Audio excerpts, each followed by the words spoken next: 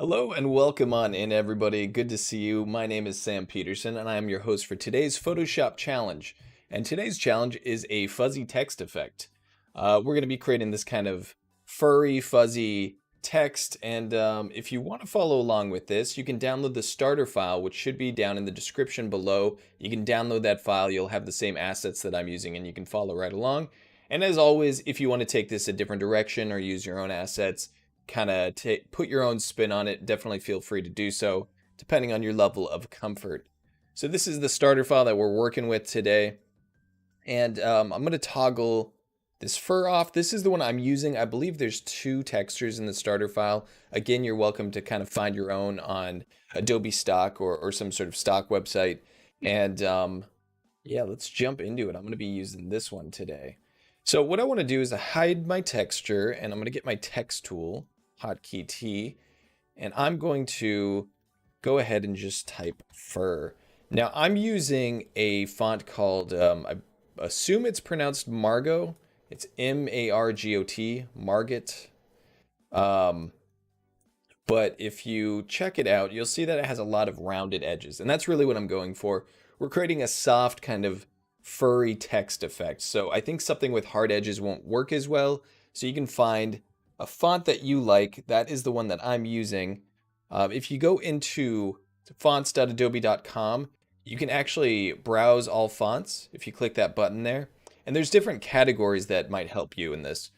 So rounded is one that I'm kind of looking for. So I'm going to click that, and now it's sorting more rounded fonts. I could also look for something that's a bit chunkier. I think if we're going for like a plushy, furry text effect, we probably want something a little thicker. So I can go down to weight. There's a bunch of different other categories here, but those two look good. And you can kind of browse through here and see if there's anything you like. What's really great about Adobe Fonts is there's a activate button. So you can see for Margot, I have that activated already, but if I like one of these, I can just click it and I can click activate 14 fonts, or you can go down here and click activate font. As long as you're logged in to your account here, you can do that. And it's super easy, super quick to grab some fonts that you think look good. So I'm using Margot. I think this one's kind of fun, so we can go ahead and work with that. So I want to duplicate this text, and I'm going to hide the original, and I'm just going to rasterize this because we're going to do a lot of things to it. So I'm going to right click and do rasterize type. Now we have this rasterized, and I think what I want to do from here is liquify this a little bit. This is kind of an optional step depending on the font, but one thing that I don't love about this is the hard, straight edges. I want more of an organic look, more curves. So I might just grab the top tool here, forward warp, and bow out the edges a bit. I'm going to adjust the size of my brush to get that to work. I'll bow out the U a bit in the center. You can just imagine if these are like kind of a plushy letters, they might be bowing out a bit, being stuffed with all the fur. I think the straight lines just look a bit too rigid to me. It doesn't really fit the effect. Again, you can go without this effect, but I think it's kind of fun to just make it a little bit softer. So I'm going to click OK. Fairly subtle, but I like it. I think it helps. So what do we want to do next? We want to go ahead and separate all these letters into separate layers. So I'm going to duplicate this twice. So we'll have 3 copies total, or 3 versions total. And I'm going to do Control or Command J twice. So now we have 3 layers total with that rasterized type. And I'm going to go into the first one, and I'm just going to separate just the F. So I'm going to select the other 2 letters, delete it. And if I hide the other 2 layers, you can see now that we only have the F on that. So I'll hide that, toggle on our second layer, which will be just the center U letter.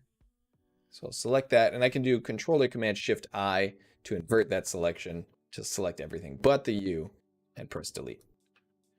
Control or Command D to deselect. These are hotkeys I use all the time.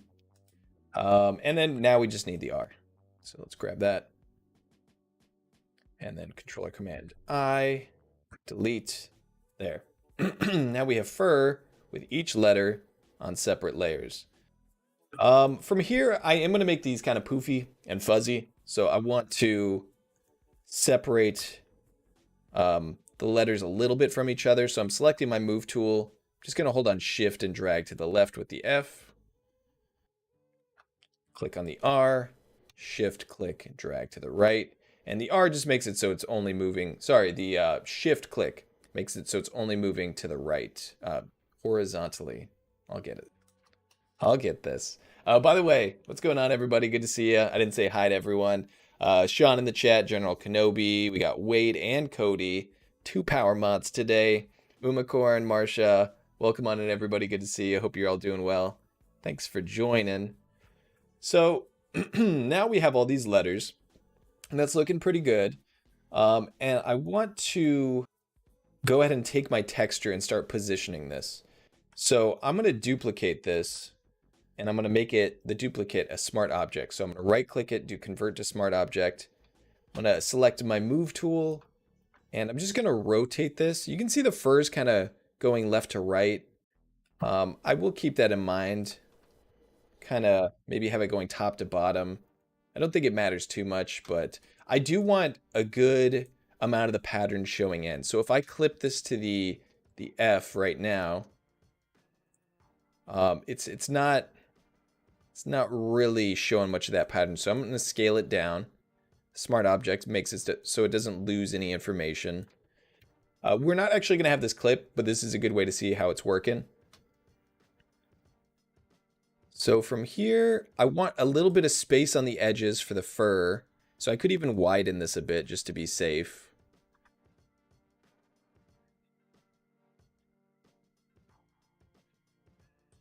And I think that looks pretty good. I'm going to duplicate this.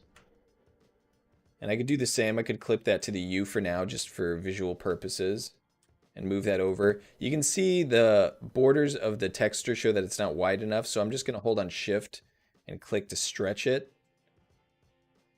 And I want a little bit of wiggle room because we're going to have fur and fuzz going out. So we don't want to run out of texture. So give yourself some space. And then I'm going to duplicate that again. Move it up above the R, right click and do create clipping mask. And just position it on the R. Yeah, plenty of space there so I can kind of scale it down horizontally. I think that looks pretty good. Let's see here.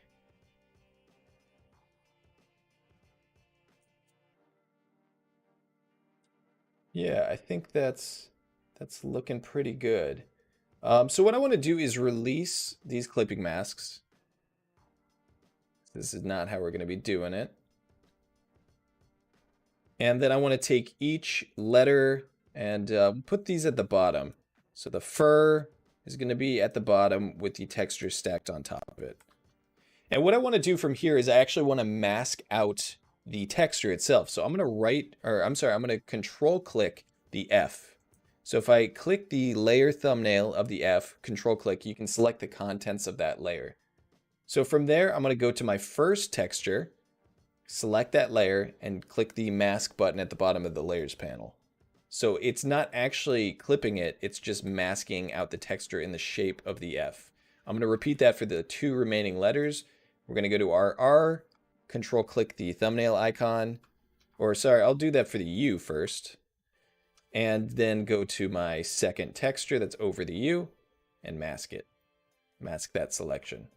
One more time on the R, control click, select my texture that's over the R and click mask. So now we can hide these original letters so we just have the texture layers showing here. And now from here, what I want to do is I want to paint in some fur. We're going to do that with a brush. I have a brush for this, but I'm also going to show you really quickly how to make one. Now I should upload my brush pack to the Discord if you guys do want to use the brush I'm using, but let me show you how to make it also. So I'm going to make a new document. I'm going to go to File, New, new document, and the width is 300 pixels, the height is 300 pixels, and the resolution is 72. That's often a size I use for making brushes. What you can do is you could select the default hard round brush that Photoshop gives you. And now with a tablet, sometimes I'll just kind of do this thing where I'm trying to, get this kind of a shape. I'll try to get a little tapered end like that. That works pretty well, and that's probably what I would use. Actually, let me make a new layer. This way you can kind of get a little bit of flexibility. So I might do this a few times, try to get it right. Yeah, so that looks good. But if you don't have a tablet, this is a little bit trickier. You can just select, the hard brush and go to smoothing, and put the smoothing up quite a bit. So you can kind of get like a more curved, smooth line here. And what you could even do is go into your eraser, select a hard eraser, and you can do the same thing where you crank the smoothing all the way up. This gives you a bit more stability and just kind of like taper off the edges, so they're a little sharper. So I'm doing this all with the mouse. It's a little bit trickier, but it can certainly be done. So that's what you could do with the mouse. I'll go back to this layer here, the first one that I had. And what I might do is actually just do a soft little erase on the edges to lighten the edges ever so slightly. You can do that with a lower flow if you're using a mouse with a soft eraser. But that works pretty well. You could also distort this, use the warp tool if you want to bow it more. That's edit, transform, warp. I have that on a hotkey. But what you can do now, this looks pretty good. You can go into edit and define brush preset. So I'll do Adobe brush test. And now if we go into this document, I'm going to create a new layer just for scribbling. This is what, whoops, let me try this. Go down, select Adobe brush test. This is what it's looking like. So we want to edit this a bit. So I can go into Window, Brush Settings. That'll bring up our brush settings toggle here. And from here, I just want to adjust a few of these settings. I have tip shape selected here at the top. I might want to up the spacing a bit here. You can see how it starts separating these hairs a little bit more. So maybe something around 70 looks pretty good. From here, I can go into Shape Dynamics, and I want angle jitter to be turned on. So I can play around with that, but I think something subtle like 10 looks pretty good. I could even try size jitter, just so it varies the size a little bit. I might keep that low, like 10%. And I also want the angle jitter control to be direction. That's going to make it so the technique that we're using, it goes in the correct direction, and it's not going to look quite right if you do this next technique without that toggled on. So make sure you have that on. Roundness jitter, we can crank that up a bit. You can see it kind of squishes it, makes some of them more round. Maybe something like 32, that looks pretty good. Minimum roundness, we can leave at 25. And next we're going to go into scattering. So scattering I'm going to check on, and I'm going to do, you can see it starts separating it like that. I don't want to go too high on this. Something like that looks pretty good. 88, you can see there's some variation in it. So I think that works. We'll leave the count at 1, and the rest of the settings how they are. And then we can go into transfer. And this gives us a bit of like opacity variation. So opacity jitter is at 100. You can see how that changes it. So we'll leave that at 100. And that's good. But before you do anything, you want to save this, because if you change brushes and you come back to this brush, it will not have saved unless you go to this little hamburger menu at the top right, new brush preset, and we'll do Adobe brush test edited. I'll just name it something we can keep track of. Bring this up to my brush pack. I have all these hair brushes I was testing. So now there's a bunch of them. But now we have this one, and let's test it out. Yeah, and you can see it follows the direction of my cursor. But that looks pretty good. So from here, we can go in and we can start adding the hair to this. So I'm going to use the one I created earlier. I think these brushes they're probably fairly identical, but I'll go ahead and use that. And so what I can do here is I can start adding a fur effect, but if you paint these in manually, it is going to take quite a while. Also, I just want to say, hey, before we move on to the next technique, what's going on, Katerina? Good to see everyone else who just hopped into chat. Anki, hello, everybody. Also, just want to make sure I'm not missing any questions or anything like that. Don't get too jittery, Sam. You know, I'll try not to. Brush jitter is just a way of life. All right, so let's jump into it. This is kind of a fun part. Now, what you can do is you can go into your mask, right? And since we have these masks, we can add or subtract to the mask with this. So white reveals, so we're revealing this, and black conceals, so we can mask away. But what I want to do is I want to select white, and I want to take my brush way down. It's at like 250 right now. You can see in the top left corner. I want to take this way down to, I think, 50. I think that size looks pretty good. Now, if we were to do this manually, it would take ages, right? So kind of a fun little trick you can do is we can control click the mask here. So I'm control clicking the little mask icon, and that selects the mask that we have. I can then go into the paths panel, and on the hamburger menu, I can do make work path. The tolerance will leave at 2 pixels. That's good. And then I can select the work path.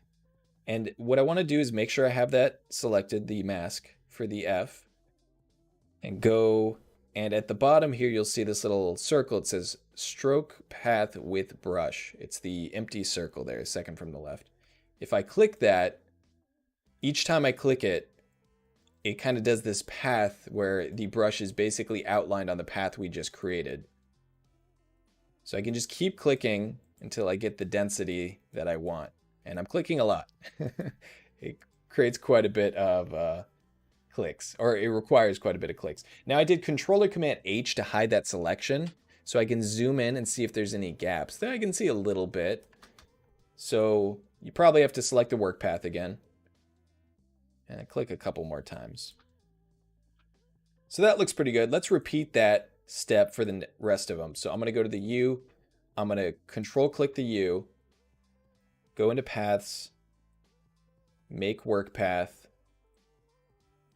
And then just click a bunch with that little stroke with brush at the bottom.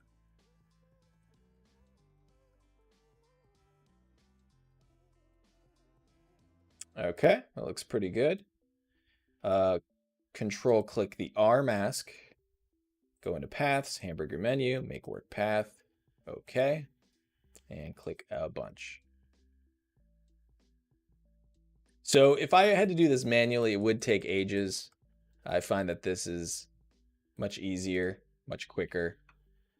Control H to hide, inspect all my letters. Fuzzy text is looking pretty good. Not too shabby. Technique works for grass too, absolutely. Anytime you need to take a brush and like trace something, you know, along the edges of something or anything like that, it saves a lot of time. Very useful technique, depending on the situation, you know, and what you need. So I think that looks pretty good. What we could always do is come in here manually. You know, I was talking about painting manually and how that might take a while, but if there's like any variations you want to add, you can vary your brush size.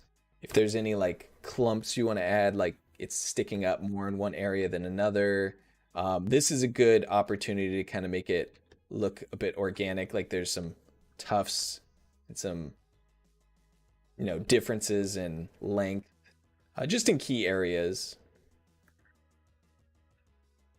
So feel free to go in and kind of vary it up like that. I think if you spend a little bit extra time, you know, it just adds to that organic feel. I can go into each letter. Just like, oh, I want more sticking out in one area. And I'm just going back and forth. This is really what I'm doing. Just going back and forth with my brush.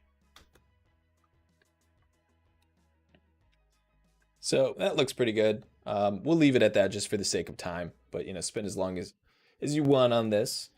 And now what we can do is we can group these letters. I think I have this one layer at the top. I believe that was my test layer. I'm going to delete that. But I'm going to grab my letters here, the texture layers, and do Control or Command G. I shift selected all of them just to grab multiple ones. Control or Command G. We'll name this letters. And what I can do is I can add some layer styles onto this just to give it a little bit more dimension. So I'm going to double click that group and let me see if I can give us a little bit more visibility on the letters here. So what I want to do is I want to add a inner shadow and a drop shadow. So inner shadow, we'll click that. And for this one, I have a blend mode of multiply.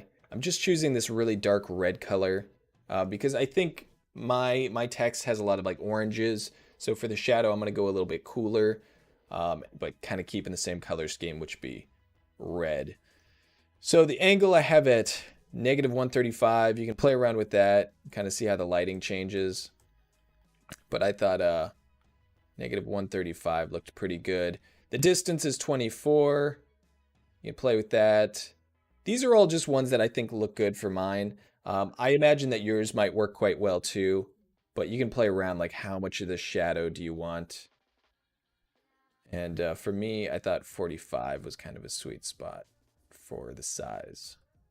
46 right there. The contour, I'm actually using this curved one, which is called half round. You can play around like this is the default linear. I think this just adds a little bit more punch. The noise I'm leaving at 0. And then we can do drop shadows, same thing, just a dark red. I don't have any specific hex code I'm using. I just kind of select something that looks good. You can also try playing around with these.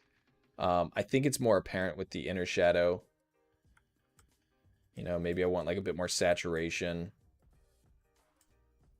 But yeah, just something kind of in the ballpark, but you can kind of eyeball it as you're moving it around and see what looks best to you. So the opacity is 50. Angle is just straight up at 90 degrees. Distance is 0. I don't want that to go down too far. Size is 10. I think 10 is just tight enough to look good, so keep it pretty small. And then the rest of it is default. So we got a bit of shadow there. Let's see, how much time have we got? You can always add more adjustment layers to this group. You can do like hue and saturation or levels, but I'll leave that for now. I think it's looking pretty good. Something else I might want to do is create a new layer. We'll call it shadow, and I'm going to make the mode multiply because we want a drop shadow. And I notice I don't have too much time here, so I'm going to try to be quick. So forgive me for these last few steps if I'm rushing a bit. But I'm going to select kind of a bluish tone, very desaturated, something that looks pretty good. Might fine tune this later.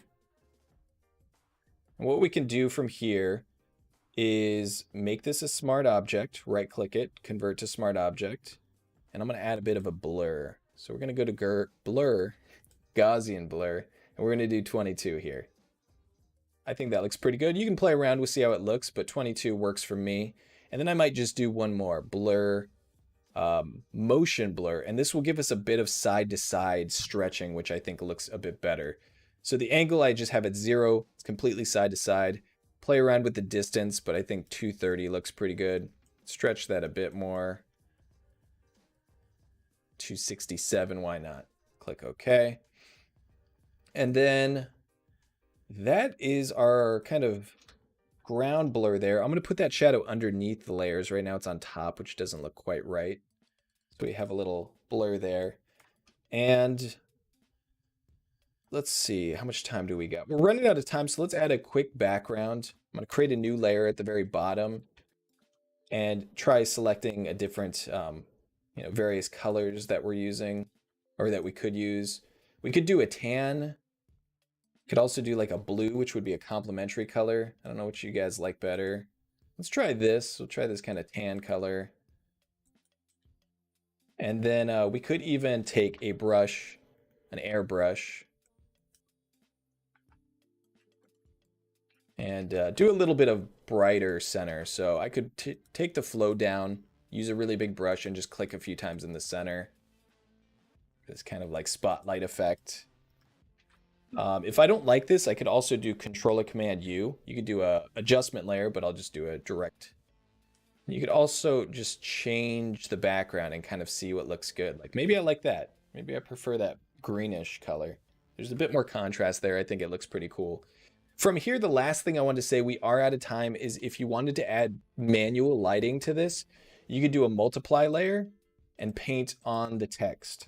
So I could clip that to the text group, and with a soft brush, I can select kind of like a desaturated bluish color. I usually use that for my shadows, and I could paint in some shadows. So if you want to round out these forms at all, if you want to kind of darken the bottom, you could do that. I also add lighting with a color dodge layer, where I select a very dark warm color, very dark desaturated warm, clip that, and you can kind of paint in some lighting. So you can further kind of sculpt the shadows if the layer styles weren't enough for you. I am out of time. I think we got through everything. Thanks so much for joining me. Check out the Discord if you haven't already. This is where we're posting all the challenges. I'm giving feedback all week. Definitely check it out. And thanks again, everybody. Appreciate it. I'll see y'all next time.